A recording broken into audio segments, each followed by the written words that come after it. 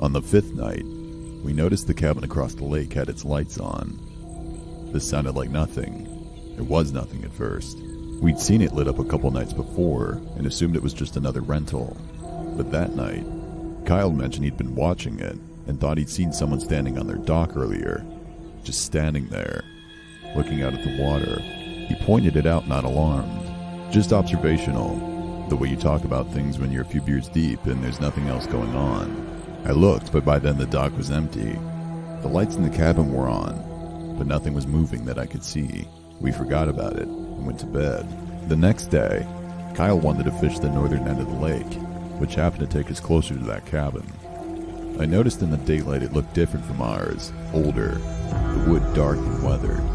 No car in the gravel lot beside it. A rowboat was pulled up on shore. The dock had a couple of cheap plastic lawn chairs on it, and someone was sitting in one of them as we motored past. I raised my hand in a wave, the way you do with strangers on water, just reflexive, pointless. The person didn't wave back, just watched us go by.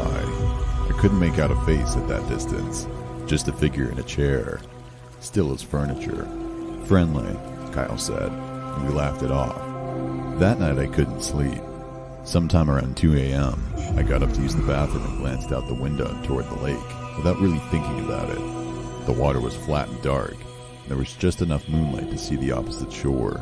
There were two people standing on the other cabin's dock, not sitting in chairs, standing side by side, facing our direction. I told myself it was normal. People have insomnia. People stand on their docks at night. I watched for maybe 30 seconds, convinced myself I was being an idiot, and went back to bed.